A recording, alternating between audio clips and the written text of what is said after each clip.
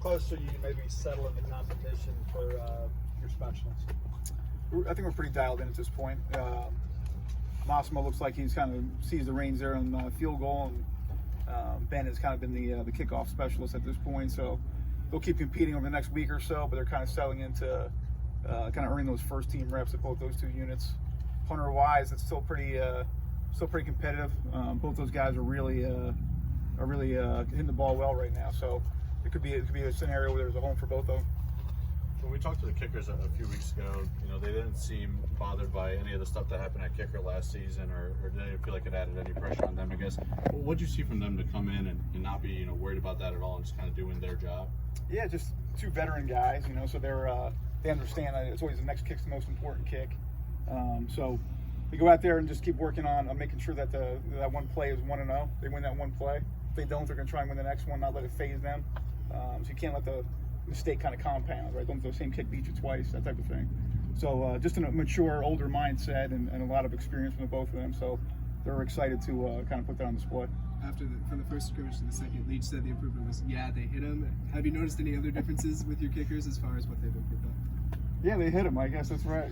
Yeah. No, I think it was just, every day is not going to be perfect. We talk about it too, just sort of across the board. I mean, we just need 100% that day. If they're 85% that day, we need all 85% of it. So I think it's kind of had an off day in that second scrimmage or first scrimmage there, and then they bounced back pretty well. And Massimo, I think, hasn't missed a kick in about 3 days now. So knock on wood, So. Is that the benefit of having some older guys? They know how to handle off days and scrimmages and practice and come back and be better the next day.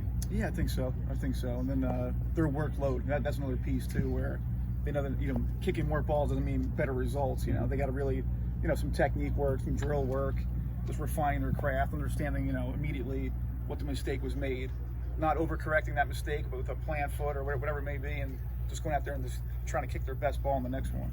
How do you put your coverage units together? I know some schools, have younger guys out there, and other guys have starters. How do you want to construct those?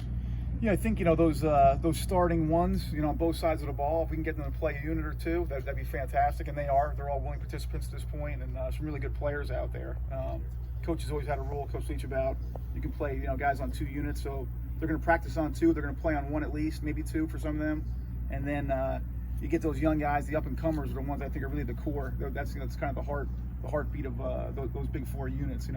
Guys like I heard you mention before, Coach Arnett, just J.P. Purvis. He's trying to dig in the linebacker role, but shoot, he's going to be on every special team in the meantime. And if he plays a little more on defense, we'll kind of find a way for somebody else to elevate and maybe take one of his spots. But I think my job is to help develop those players so they're ready when their name's called on the other side of the ball as well. So just a blend of starters, veterans, young up and comers that are going to play for us right away, and then all those 2s, 2.5 guys.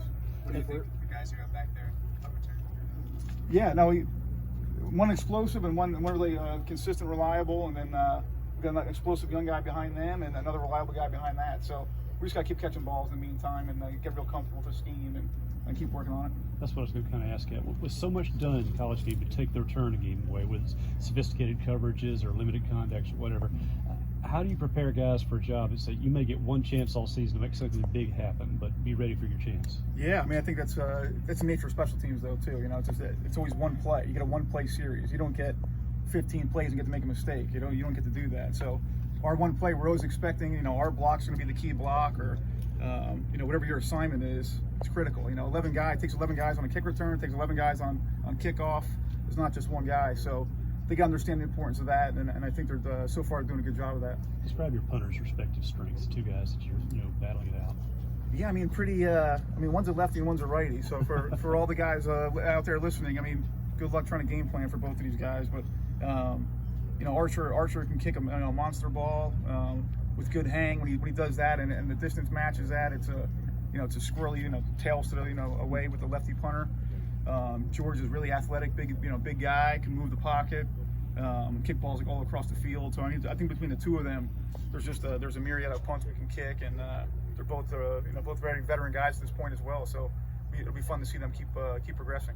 There was one day in practice this year where Jed Johnson was trying to catch multiple punts at once. Are we going to see him in the punt return game? Hey, we're just having fun fall camp, man. That's all that is, man. Jed will be out there with some other stuff, but it'll be hard hat, lunch pail stuff. Not so much catching balls. Yeah. But the reality is too, guys like him are playing that kind of up back blocking, and with so many sky kicks, short kicks, they may have to get the ball. That's true. They were catching some today, man. So yeah, but if they're doing that, we're receiving the ball at the 35-yard line and fair catching it there. We'll take that kind of starting field position. We'll do that going into a game. We'll accept that from the opponent. We saw Tulu kind of make some momentum shifting plays last season. What dynamic does he kind of bring to your kick return team? Yeah, just special talent back there, but runs through the smoke, runs through a pile of people, and doesn't break stride. It's really just something that it's hard to coach that. So some guys have, some guys don't. So he's fearless back there. That's the thing. So everybody else has got to make sure they're doing their job and don't want to be the guy that we single out on film saying, hey, this is the one guy that took a play off or missed his block, because anytime he catches, he's got a chance. And a guy like him too, I mean, obviously you want him to return the football, but is it also, do you almost feel like it's a win almost when they won't kick it to him, like they'll kick it out of the back of the end zone because they're fearful of him? Do you see it as a win when that happens? Yeah, you get to puff your chest a little bit, I think, and when you start getting a little edge, maybe in the mental game, but and also, we're going to practice against alternate kicks to other people on the field, because again, if they're not going to challenge it or they can't kick a touchback, then we're trying to expose them for kind of taking the easy way out.